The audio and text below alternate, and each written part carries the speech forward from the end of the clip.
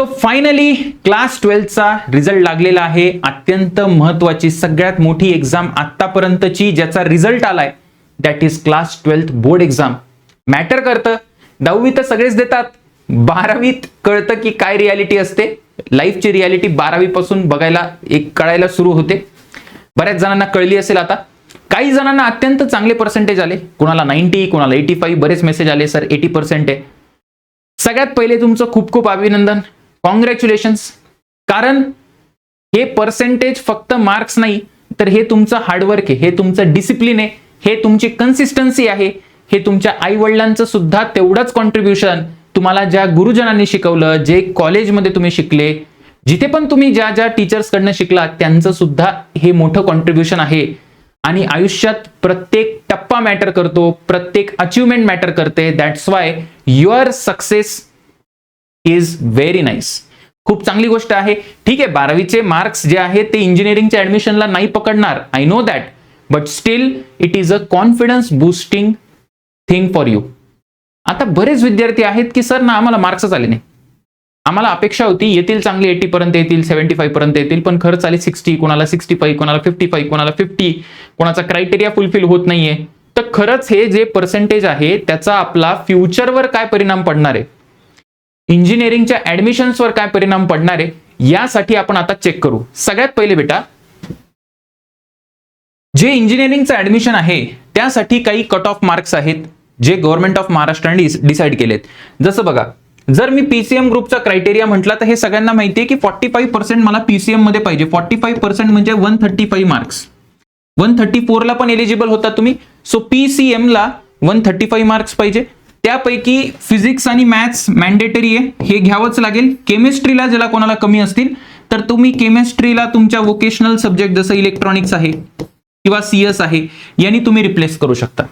ठीक आहे. सो हा एक क्रायटेरिया आहे. हा कोणासाठी आहे सर? ओपन कॅटेगरीसाठी आहे. बाकीच्यांसाठी 120 मार्क्स आहे. 40% म्हणजे जवळजवळ 120 मार्क्स. 120 मार्क्स 119 ला पण काम होतंय, पण 120 मार्क्स इथे पण तोच क्रायटेरिया परत एकदा लागू पडेल. पीसीएमचं जसं मी तुम्हाला सांगितलं पीएम आणि सी.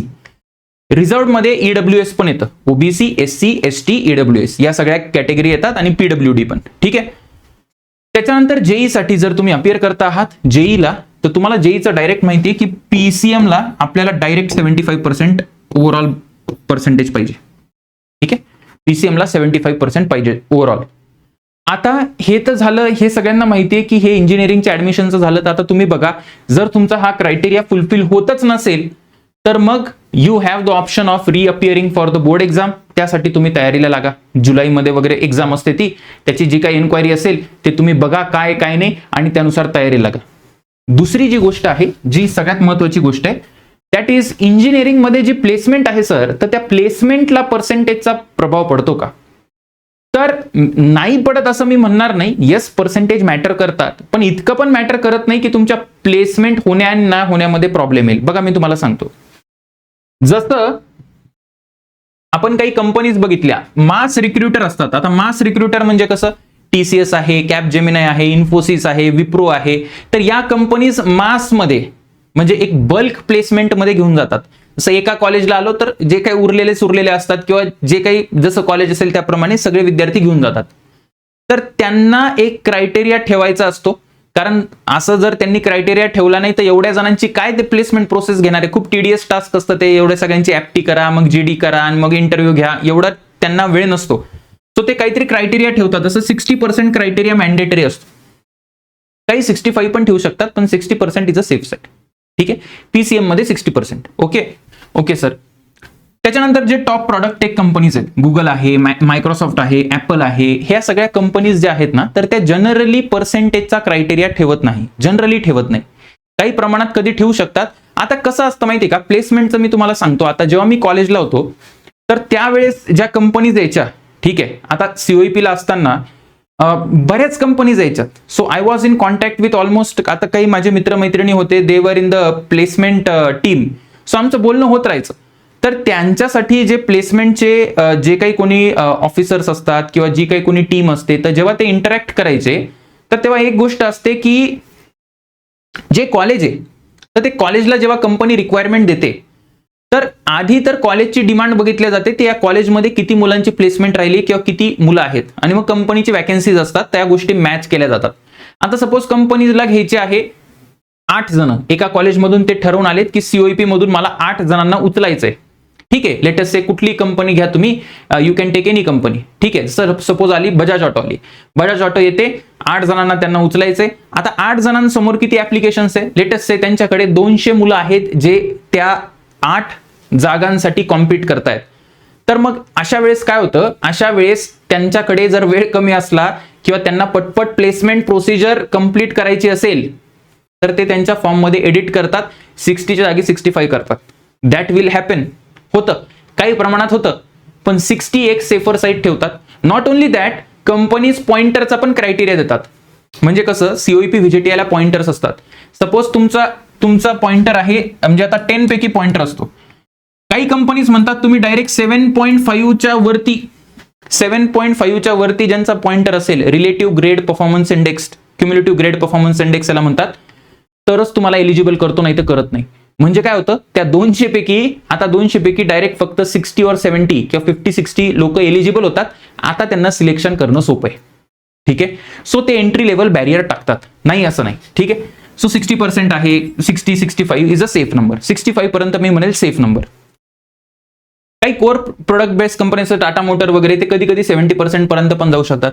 पीएसयू जे आहेत, आता जसं भेल आहे, गेल आहे, ठीक आहे, किंवा फॉर दॅट मॅटर ओएनजीसी आहे, आयओसीएल आहे, तर या सगळ्या ज्या पीएसयूज आहे, पब्लिक सेक्टर अंडरटेकिंग आहे, त्याच्यामध्ये पण कॅटेगरीज असतात. मिनी रत्ना, महारत्ना, नवरत्ना, वेगवेगळ्या गव्हर्नमेंट ऑफ इंडियाचे कॅटेगरायझेशन आहेत.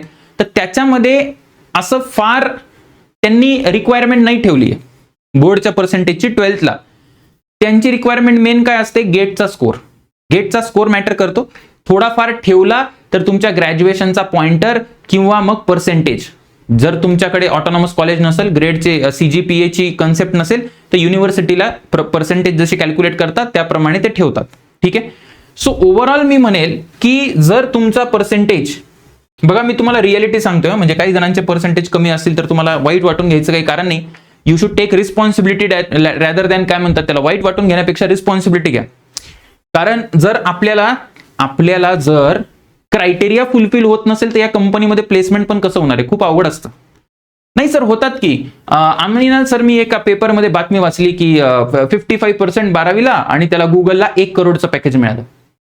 बेटा ते जे तू वाचतो ना, तर ते 55% वाले तिथे लाखो लोक असतात, त्याच्यापैकी 1 जणाला मिळतं. That is a exception. पण गुगलमध्ये जे मॅक्सिमम प्लेसमेंट झालेले जर जे काही विद्यार्थी असतील ना, त्यांचे 12वीचे पर्सेंटेज बघितले ना, दे आर गुड. असं म्हणत नाही की 90 प्लस असतात, असं काही नाही. कोणाचे 75, कोणाचे 80, कोणाचे 72, कोणाचे 73. मला असं म्हणायचंय की पर्सेंटेज हे कन्सिस्टन्सी दाखवतं. आलं का लक्षात तुम्हाला? सो जे एक्सेप्शन आपल्याला वाटतं, तर ते एक्सेप्शन एखाद दुसरं असतं. आपल्याला ही सवय असते ऐकायची की सर एखादा व्यक्ती जर ड्रॉपआउट असेल, तर ड्रॉपआउट असलं तरी स्वतःची कंपनी वगैरे फॉर्म करतात ना, मी नाही म्हणत नाही. पण मोस्ट ऑफ जे, म्हणजे जर तुम्ही स्टॅटिस्टिक्स बघितलं तर 100 मुलं मुली घेतले आणि ज्यांना 75% वरती पर्सेंटेज, आणि 100 मुली घेतले ज्यांना 60च्या खाली पर्सेंटेज सपोज, तर त्या 100 पैकी होऊ शकतं एखादा 60 वाला ज्याचं खाली पर्सेंटेज आहे, एखाद दुसरे आयुष्यात खूप यशस्वी होतील, काहीतरी एक्स्ट्रॉर्डिनरी करतील. दॅट कॅन हॅपन, मी म्हणत नाही. पण त्या 100 पैकी जे 75 वाले आहेत ना, 100 पैकी 50-60 लोक तिकडे सक्सेसफुल होतात. That is how things work. ठीक आहे, मी तुम्हाला का सांगतोय, मी तुम्हाला यासाठी सांगतोय की तुम्हाला आत्तापासून त्या कन्सिस्टन्सीची किंमत कळावी. जर मार्क्स कमी आले तर it is very easy to blame, board एक्झामला ब्लेम करा, याला करा त्याला करा. पण आतमध्ये इंट्रोस्पेक्शन केलं पाहिजे तुम्ही की एवढे पर्सेंटेज कमी का आले. कारण जर आता या वयात 17व्या-18व्या वर्षी जर तुम्हाला हे लागलं नाही, मनाला लागलं नाही, कारण हा पहिला फेल्युअर आहे तुमचा, फेल्युअर म्हणण्यापेक्षा पहिला सेटबॅक, की जर मनाला लागलं की यार मला 60% पण मिळेल ना, ठीक आहे, किंवा 65 मिळाले किंवा व्हॉट एव्हर, तर ते लागल्यानंतर तुम्हाला कळेल की यार नाही, मला इम्प्रूव्ह करावं लागेल स्वतःला. कारण इथे तरी तुम्हाला काही लगेच नाही, असं नाही की तुमचं जेवण वगैरे बंद होऊन जाईल किंवा तुमच्या सोयी सुविधा बंद होतील, की मोबाईल वगैरे घेऊन नाही मिळणार आता किंवा गाडी नाही मिळणार, असं नाही. आई वडील सगळं प्रोव्हाइड करतात शेवटी at the end of the day. पण बाहेर तसं नाहीये ना मित्रा. बाहेर कंपनीमध्ये जेव्हा तू गेला, तर कंपनीमध्ये गेल्यानंतर तू जर काम केलं नाही किंवा त्यांना रिझल्ट दिसले नाही किंवा अशा काही गोष्टी दिसल्या ज्या रिफ्लेक्ट झाल्या, ते डायरेक्ट बाहेर काढतात. त्यांना काही घेणं देणं नसतं. ठीक आहे, मी काय सांगायचा प्रयत्न करतोय तुम्हाला भावना कळायला पाहिजे. ठीक आहे, सो ही तर कहाणी आहे. आता याच्यानंतर मग याचा अर्थ असा होतो का सर की माझं 60% आले, 62% आले, 63 आले तर मग मी खड्ड्यातच गेलो? मी असं बोललो नाही. माझं म्हणणं हे आहे की पर्सेंटेजची व्हॅल्यू आहे, पण इतकी पण नाही की त्यांनी सगळं बिघडून जाईल. पण हा, ती पर्सेंटेजची व्हॅल्यू कशामुळे कमी आहे ते तुम्हाला कळायला पाहिजे. जर कुणाला काय होतं, जनरली काय असतं, सपोज मला पडले 62% पडले, माझ्या मनाला खूप आग लागली, मला वाटलं की नाही यार, this is not what I deserve. 62% इतका मूर्ख तर नाही असू शकत मी. मग मी अभ्यास केला, थोडं 4 वर्ष स्वतःचं डोकं घातलं, त्याच्यानंतर कुठे मग हा 62 वाला प्लेस होतो चांगल्या कंपनीमध्ये. जेव्हा या विद्यार्थ्याला किंवा विद्यार्थिनीला ते डोकं येतं तेव्हा त्याला आतमधून गिल्ट येते तेव्हा. ठीक आहे, पण अशी गिल्ट किती जणांना येईल हे तुम्हाला तुमचं ठरवायचं. कारण हे विद्यार्थी काय करतील, हे विद्यार्थी परत तेच करतील जे आधी केलं. So that's what I am saying. ठीक आहे, बरं, आता प्लेसमेंटसाठी फक्त तेवढ्याच गोष्टी इम्पॉर्टंट नाही आहेत. पर्सेंटेज काही इम्पॉर्टंट नाही. ज्यांना वाटलं की नाही सर 80च्या पुढे आली तर तू काही तीरने मारून घेतला, तुला अजून पण खूप साऱ्या गोष्टी करायच्या आयुष्यात.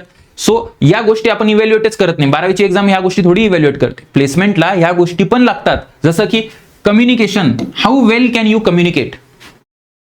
ठीक आहे, काहीच टीचर्स तुम्हाला आवडतात, काहीच दुकानांमध्ये सपोज मोबाईलचे तुम्ही मोबाईल घ्यायला गेला, तुमच्यासाठी आई बाबांबरोबर मोबाईल घ्यायला गेला. ठीक आहे, तर मोबाईल घ्यायला गेल्यानंतर काही दुकानांमध्ये तुम्ही मोबाईल घेऊन टाकतात, same mobile at a same price, जो बाकीच्या दुकानांमध्ये घेत नाही, ॲट दॅट प्राइस ओनली. त्याचं कारण एक आहे की तिथला जो सेल्स पर्सन असतो तो तुम्हाला चांगल्या गोष्टी सांगतो, म्हणजे चांगलं एक्सप्लेन करतो, प्रॉपर तुम्हाला अटेन्शन देतो. That is called as a communication skill. की तुम्हाला डिलिव्हर करता येते का समोरच्याला, ते त्याच्या मनात पोहोचतंय का, की नाही सगळं सांगणार की मोबाईलच्या आतमध्ये काय फीचर आहे, की हा मागच्या व्हर्जनपेक्षा कसा चांगला आहे, आम्ही कशी चांगली सर्व्हिस प्रोव्हाइड करू. ठीक आहे, या सगळ्या गोष्टी सगळ्या एक्सप्लेन करून सांगते.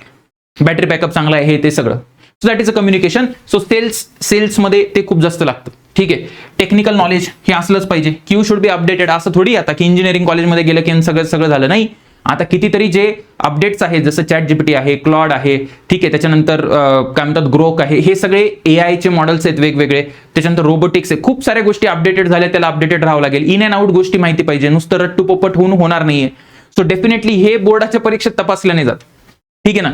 त्याचबरोबर पर्सनॅलिटी तुमची अशी असली पाहिजे. आता मला आठवतं आमच्या वेळेस पण असे काही विद्यार्थी होते, म्हणजे असे काही आमचे सिनियर्स होते किंवा माझे काही मित्र होते की जे स्पोर्ट्समध्ये खूप चांगले होते. त्यांची ओव्हरऑल टीम बिल्डिंग, टीम लिडरशिपची पर्सनॅलिटी होती आणि ते त्याच्यामध्ये चांगलं असल्यामुळे ते जेव्हा इंटरव्ह्यू रूममध्ये गेले तेव्हा ते कॅरी होतं. म्हणजे जेव्हा पण आता जर मी एखाद्याशी बोललो तर तसं ते दिसतं की नाही यार, या व्यक्तीमध्ये काहीतरी तो कॅरिझमा आहे, काहीतरी ऑरा आहे, तर त्याच्यामुळे पण प्लेसमेंट होते. बरेचदा असं होतं की एखादी कंपनी, तुम्ही गेला, टाटा स्टीलचा इंटरव्ह्यू होता, आता माझ्या मित्राचा टाटा स्टीलचा इंटरव्ह्यू होता, तो गेला आतमध्ये आणि लगेच प्लेसमेंट झाली त्याची, हार्डली 3-4 मिनिटात झालं असेल, 3-4 मिनिटं. सो जर ते कंपनीला क्लिक झालं की ही व्यक्ती बरोबर आहे, एखादी क्वालिटी चांगली असेल, ती लिडरशिप, ती पर्सनॅलिटी असेल, तर तुमचं काम होऊन जाईल. सो असं नाहीये की डोर्स बंद झालेत, आपल्याला पर्सेंटेज कमी पडले तर आपण मूर्ख आहे. पण हा, तुम्हाला जागृत व्हायची गरज आहे की एवढे कमी पर्सेंटेज काय आलं. You have to analyse and you have to perform. आणि हे सगळं असताना आता सीईटीचा अटेम्प्ट बाकी आहे. तर ठीक आहे, जे काही असेल नसेल, इम्प्रुव्हायझेशन भरायचंय नाही भरायचंय, जे काही करायचंय ते नंतर करायचं आपल्याला.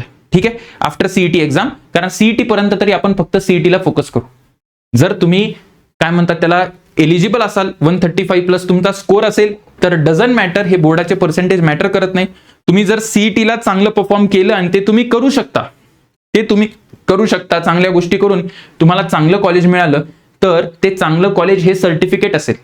तुम्हाला जर कोणी इंटरव्ह्यूला विचारलं की बोर्डला का कमी मार्क्स पडले, तर काही कारण तुम्ही देऊ शकता की मी आजारी होते किंवा सिरियस नव्हतो, व्हॉट एव्हर जे काही आहे, पण मला रिअलाइज झालं मी चांगलं काम केलं म्हणून मी चांगल्या कॉलेजमध्ये आहे. You can say that and your चांगलं कॉलेज इज अ प्रूफ. ठीक आहे, सो काही जग संपत नाही. ठीक आहे, सो बेटा काही झालं तरी तुमचा फोकस लूज करू नका.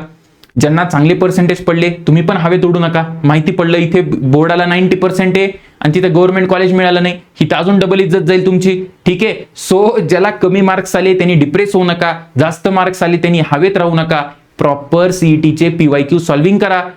पेपर्स द्या, मॉक टेस्ट द्या, रिव्हिजन करा आणि सेकंड अटेम्प्टला सोनं करा. ठीक आहे, ऑल द बेस्ट. पॅरेंट्सला पण माझी रिक्वेस्ट आहे की आता सध्या विद्यार्थ्याला ताण देऊ नका. ठीक आहे, मला माहिती आहे काही जणांची निराशा झाली असेल, एवढे पैसे गेले तेवढे गेले, सगळं ठीक आहे, पण आत्ता काय इम्पॉर्टंट आहे, सेकंड अटेम्प्ट. कारण जर ते विद्यार्थ्यांनी दिला नाही तर अजून पैसे जातील आपले. ठीक आहे, so please take care of that आणि ऑल द बेस्ट. काही तुमचे डाऊट्स असतील तर कमेंट सेक्शनमध्ये सांगा.